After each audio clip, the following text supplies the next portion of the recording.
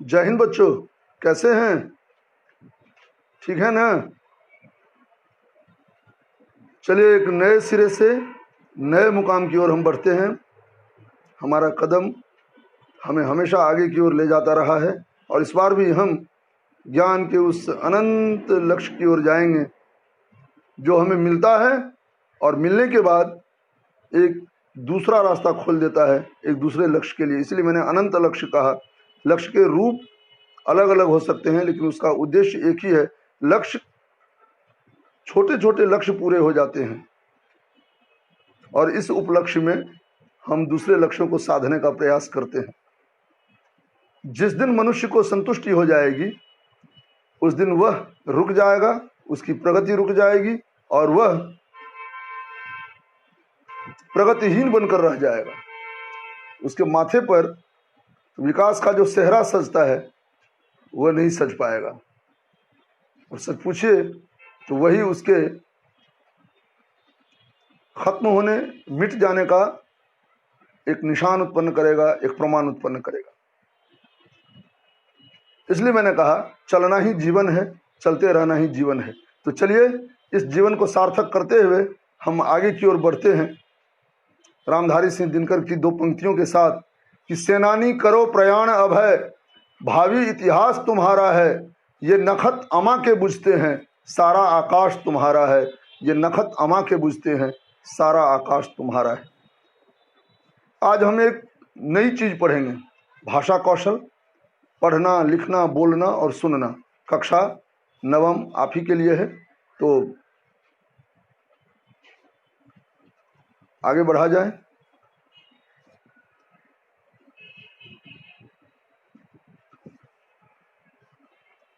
सबसे पहले भाषा कौशल क्या है? भाषा कौशल का मतलब ही होता है भाषा से उत्पन्न होने वाले ज्ञान रूप, कौन कौन सी बातें, कौन कौन से तथ्य, कौन कौन सी चीजें हमें और अतिरिक्त रूप में मिल जाती हैं भाषा के पढ़ने से, भाषाई ज्ञान होने से। या यूं कह लीजिए कि भाषा को आत्मसात करने के लिए हमें क्या क्या आयाम यानी रूप अपनाने पड़ते हैं।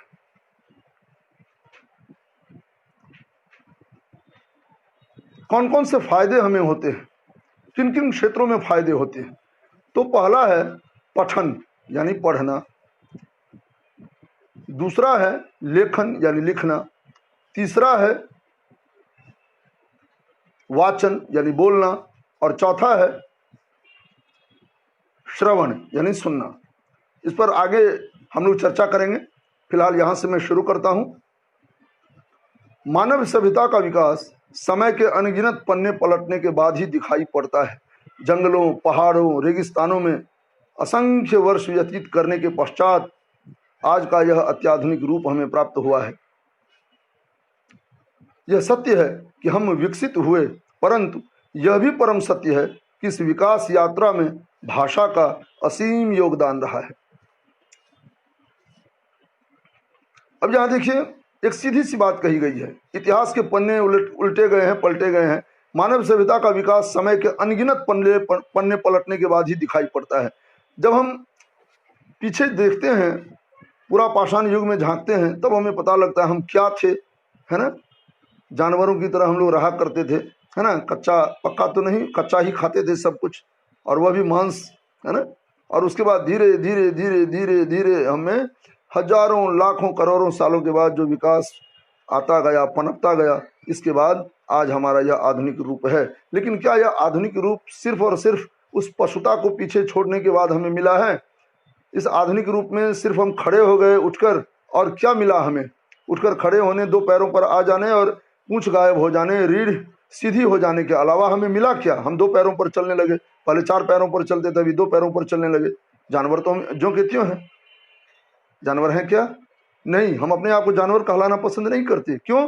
क्योंकि एक विवेक है, यानी विवेक यानी अच्छाई और बुराई में फर्क करने वाली ताकत, शक्ति, बल, क्षमता, दमखम, जो बोलिए, या वह तत्व या वह शक्ति जो हमें बताती है वह शक्ति कि क्या अच्छा है क्या बुरा, कौन अपना है कौन पराया, कौन हितैषी है कौन अहितैषी है, तरह तरह की बातें।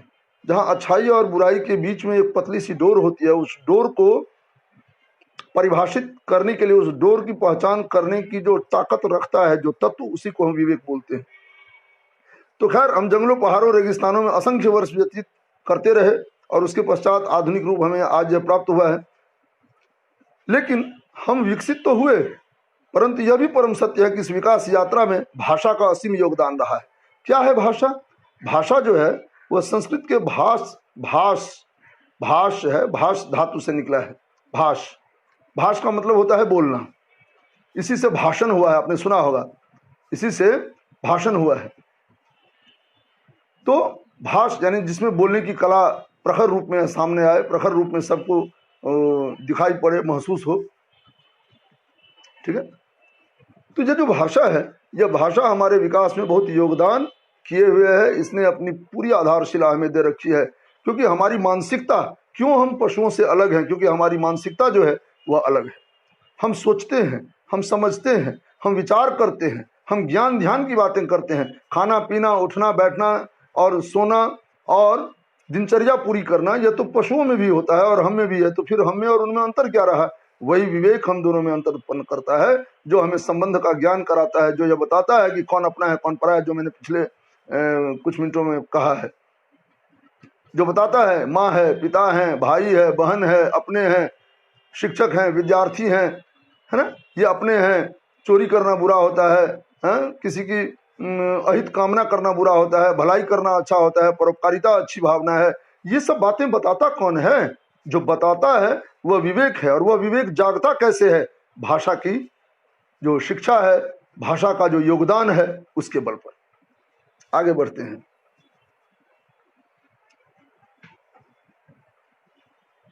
यहां देखिए, अच्छा मैं एक बात कहना भूल गया। आप बाईं तरफ जो देख रहे हैं, ये है पाणिनि। पाणिनि कौन है आपको मैं बताऊं? संस्कृत का पूरा साहित्य जो है, खासकर व्याकरण जो है, यह इन्होंने ही रचा। पूरी दुनिया में सबसे पहले व्याकरणाचार्य ये हुए हैं, पाणिनि।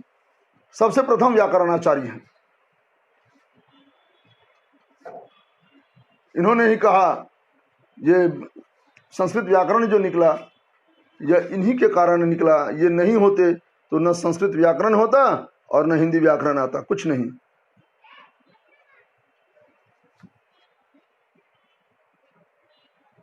ये ईशा से बहुत पहले पैदा हुए, बहुत पहले उत्पन्न हुए, और उसके बाद इन्होंने संस्कृत साहित्य का खूब गहरा अध्ययन किया। वेदों में पहले व्याकरण नहीं होता था, इसीलिए वैदिक संस्कृति जो है वो समझ पाने में दिक्कत होती है। बाद में इन्होंने व्याकरण की जब रचना की, भोला भंडारी की असीम अनुकंपा से, तब कहते हैं उन्होंने 14 बार डमरू बजाया और उन 14 ध्वनियों से पूरा व्याकरण इन्होंने बना लिया, है ना। आप ये 14 ध्वनियां सुनना चाहेंगे? ये बातें कोई बताता नहीं है।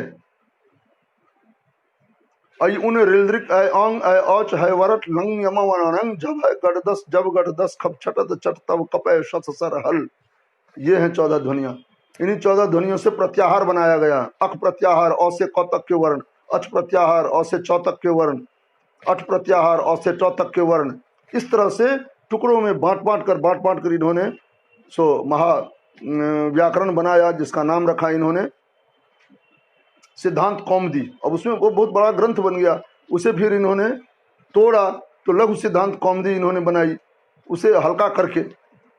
उसके बाद तो और उसके भी कई सारे खंड हुए। इसलिए संस्कृत व्याकरण जो है वह मूल है, वहीं से हिंदी निकली और हिंदी का व्याकरण निकला। लेकिन हिंदी ने अपने व्याकरण में भी बहुत सारे हिस्से अपनी तरफ से जोड़ लिए जो संस्कृत में नहीं है। जैसे ने का नियम संस्कृत से प्रभावित जरूर है, हिंदी ने भी वहां से आया है, लेकिन दूसरे रूप में आया है।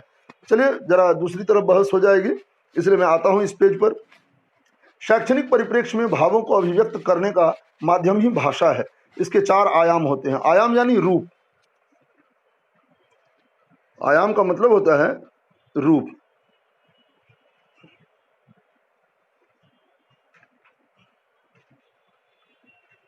आयाम रूप, अभिव्यक्त करना, बताना। हाँ, इस यहाँ इस तरफ जो है तुलसीदास हैं। हर पेज में, हर पेज पृष्ठ पर एक तरफ आपको पाणिनि मिलेंगे, क्योंकि आदि व्याकरणाचार्य, और दूसरी तरफ आपको महान महान कवि, लेखक और साहित्यकार व्याकरणाचार्य मिलेंगे। अभिव्यक्त का मतलब क्या होता है? प्रकट करना। शैक्षणिक शिक्षण जोर शैक्षणिक, है ना, शिक्षा से संबंधित।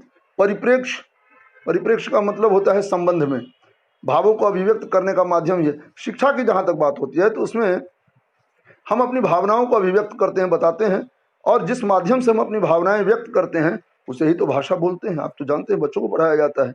इसके 4 आयाम होते हैं। आयाम यानी रूप, पठन, लेखन, वाचन और श्रवण। मैंने कहा बाद में बताऊंगा। पठन, लेखन, वाचन और श्रवण। जी, पठन यानी पढ़ना, लेखन यानी लिखना, वाचन यानी बोलना और श्रवण यानी सुनना। चलिए अगली बात अगले दृश्यांश में।